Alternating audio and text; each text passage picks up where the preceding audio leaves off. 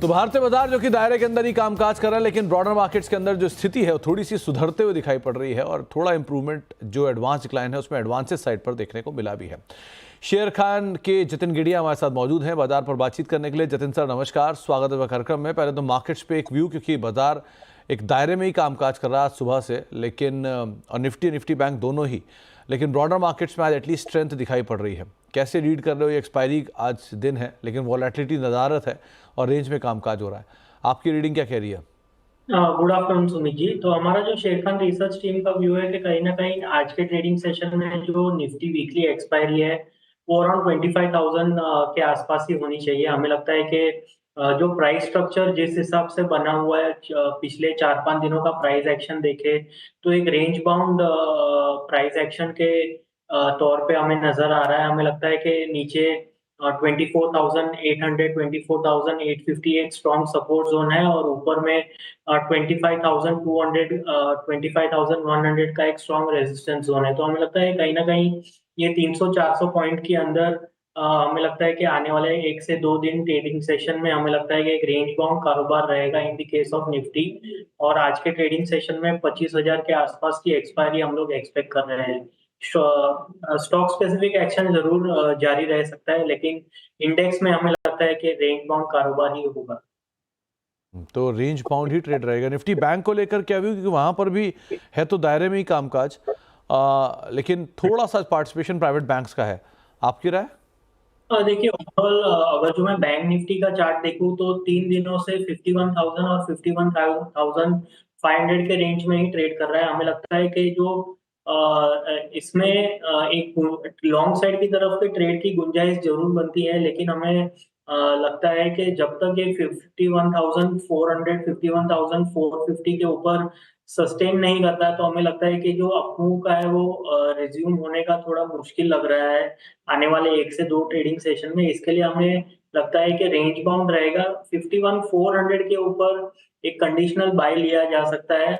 उसके बाद हमें लगता है कि 52,000 तक एक शार्प स्पॉट देखने मिल सकता है, लेकिन 51,400 एक पिवोटल लेवल रहेगा जो हमें ध्यान में रखना होगा। तो 51,400 अगर निकलता है तो उसके बाद तेजी और थोड़ी सी बढ़ सकती है, उस हिसाब से आप कॉल लीजिएगा। करीब करीब 51,200 के आसपास अभी इंडेक्स कामकाज कर रहा है। Individual stock specific Jatin sir, कहाँ पर आप लॉन्ग हो? कोई शॉर्ट कॉल भी? नहीं, लॉन्ग साइड की तरफ ही ट्रेड्स ढूंढ रहे हैं हम लोग। जो लॉन्ग साइड की तरफ दो हमने ट्रेड आइडेंटिफाई किए हैं, वो पहला तो होगा बलरामपुर चीनी में।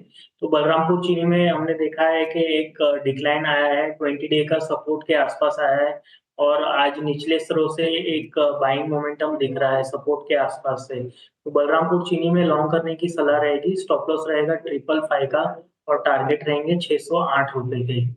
जो दूसरा रिकमेंडेशन होगा वो पीरामल एंटरप्राइज में होगा। तो पिछले आई थिंक 2 हफ्तों से ये रेंज बाउंड तरीके से ट्रेड कर रहा है। हमें लगता है कि एक बुलिश फ्लैग पैटर्न फॉर्म हुआ है और ऊपर की तरफ हम ब्रेकआउट एक्सपेक्ट कर रहे हैं in the case of Piramal enterprise. तो पीईएल लॉन्ग करने की सलाह रहेगी। स्टॉप लॉस रहेगा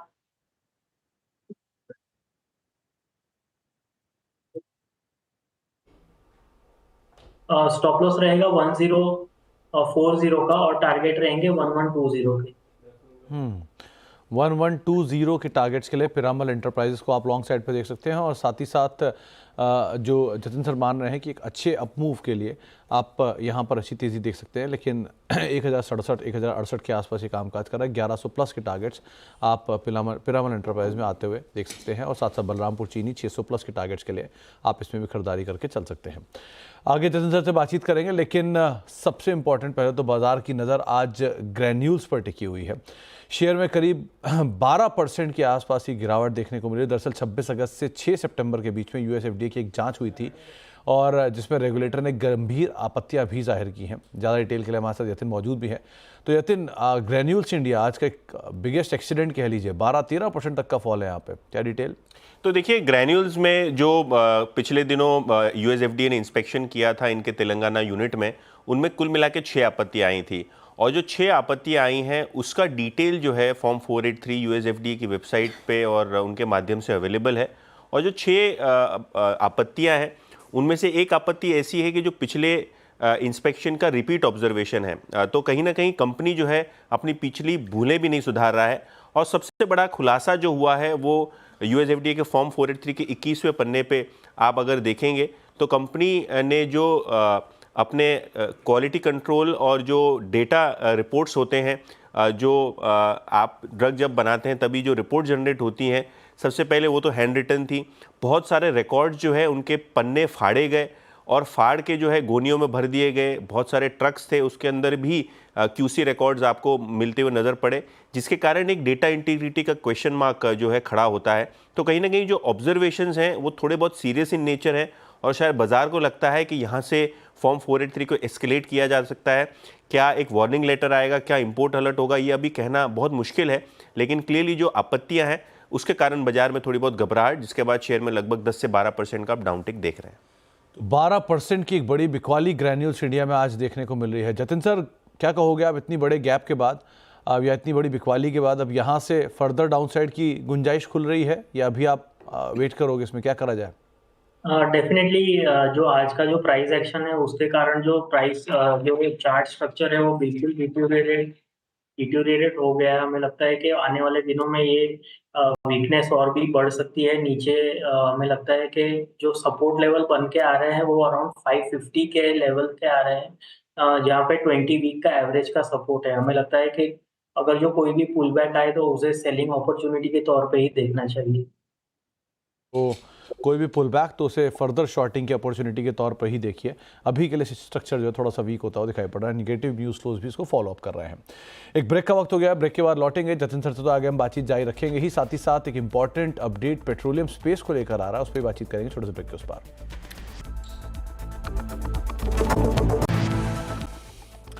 आप देख रहे हैं मिड कैप मंत्र और बाजार करीब 80 अंकों की बढ़त के साथ निफ्टी अभी कामकाज कर रहा है। सेंसेक्स भी 170 अंक ऊपर है और निफ्टी बैंक भी 190 अंक ऊपर कामकाज कर रहा है। लेकिन कुछ इंटरेस्टिंग आंकड़े आपके सामने रखते हैं, खासतौर से पिछले 3 सालों में जो शेयर बाजार के सबसे बड़े अंडर परफॉर्मर माने जाते हैं, दरअसल वो पिछले 20 साल के एक बढ़िया आउट परफॉर्मर भी रहे हैं। तो ये कुछ आंकड़े आपके सामने रख देता हूँ। सबसे पहले कुछ 3 सालों में कुछ शेयरों में करीब कोई परफॉर्मेंस नहीं आई, ऑलमोस्ट जीरो परफॉर्मेंस है, लेकिन वो 20 साल के एक बढ़िया मल्टीबैगर भी रहे हैं। मिसाल के तौर पे पिछले कई दिग्गजों ने पिछले 3 साल में ज़ीरो रिटर्न दिया, ऑलमोस्ट ज़ीरो रिटर्न दिया है, लेकिन उन्हीं शेयरों ने पिछले 20 सालों में एक स्ट्रॉन्ग परफॉर्मेंस भी दी है। एवरेज 5% का रिटर्न यहाँ पर आता हुआ दिखाई पड़ा है कुछ स्टॉक्स में, लेकिन अगर उन्हीं शेयरों को 20 साल में देखेंगे तो वो एक बहुत स्ट्रॉन्ग मल्टीबैगर भी रहे हैं। तो ये अंडर परफॉर्मर है या सुपरस्टार है, ये आप तय करिए। सबसे पहले बजाज फिनसर्व, पिछले 3 साल में इसने महज 9% का पॉजिटिव रिटर्न दिया है, लेकिन ये भी नहीं भूलना चाहिए कि पिछले 20 साल में इसने 25% की CAGR से ग्रोथ दिखाई है। डीवी स्लैब बढ़िया तेज़ी इसने हाल में दिखाई, लेकिन पिछले 3 साल में 7% का रिटर्न रहा, जबकि पिछले 20 साल की CAGR देखेंगे तो करीब 25% की CAGR से ये भी ग्रो करता हुआ दिखाई पड़ा। CAGR यानी कि हर साल का औसत रिटर्न। HDFC बैंक ये 4 साल, पिछले 3 साल में सिर्फ 4% चला है, लेकिन पिछले 20 सालों में 20% की CAGR, इनफैक्ट अपने IPO से लेकर अब तक 28% की CAGR है इस बैंक की। डाबर 4% की एक एवरेज रिटर्न पिछले 3 साल में देखें, पिछले 3 साल में रिटर्न रहा है, लेकिन पिछले 20 साल में CAGR देखेंगे तो 22% की दर से इस स्टॉक ने भी एक अच्छी ग्रोथ दी है। लाइकवाइज HUL भी अब अपने ऑल टाइम हाई के करीब है, 3% के आसपास का औसत पिछले रिटर्न रहा है, लेकिन पिछले 20 सालों में अगर इसकी CAGR ग्रोथ देखेंगे तो 17% की, और बिरला कॉर्प भी 13% की CAGR से बढ़ता हुआ दिखाई पड़ा, जबकि पिछले 3 सालों में सिर्फ 2% के आसपास का रिटर्न यहाँ पर देखने को मिला। कुछ और इंटरेस्टिंग नामों में एशियन पेंट 1% का रिटर्न है पिछले 3 साल में, लेकिन ये नहीं भूलना चाहिए कि निफ्टी के सेकेंड बेस्ट परफॉर्मिंग स्टॉक में आता है पिछले 20 सालों में, 26% का CAGR है। बजाज फाइनेंस 1% का निगेटिव रिटर्न है, लेकिन ये निफ्टी का बेस्ट परफॉर्मिंग स्टॉक है पिछले 20 सालों में, 35% की CAGR यहां पर देखने को मिली। And likewise Kotak Mahindra bank भी सेकंड बेस्ट परफॉर्मिंग स्टॉक है निफ्टी का, 26% की CAGR है पिछले 20 सालों में, जबकि पिछले 3 साल में सिर्फ 1.5% का निगेटिव रिटर्न है। और बर्जर पेंट 3 सालों में भले ही नहीं चला, लेकिन पिछले 20 सालों में 26% की CAGR देखने को मिली है। तो ये अंडर परफॉर्मर का टैग रखते हैं या सुपरस्टार, ये आप तय करिए, लेकिन कुछ इंटरेस्टिंग आंकड़े आपके सामने रखे गए हैं। इन आंकड़ों के साथ अब एक बारी नज़र डाल लेते हैं खिलाड़ियों के रिटर्न और साथ साथ अगले कार्यक्रम के ऊपर भी। पहले मिड कैप मंत्रा को तो यहीं समेटेंगे, लेकिन नो योर कंपनी में आज हम बातचीत करने वाले हैं ऑटो रिटेल रिपोर्ट पर। हमारे साथ आज फाडा के vice president Sai Girdhar sir मौजूद होंगे, उनसे बातचीत करेंगे और साथ ही साथ खिलाड़ियों का अपडेट भी आपकी स्क्रीन पर आता हुआ दिखाई पड़ेगा। ये साईं श्रीधर सर हमारे साथ मौजूद रहेंगे फाडा के, जिनसे हम आज बातचीत करने वाले हैं रिटेल रिपोर्ट के ऊपर भी।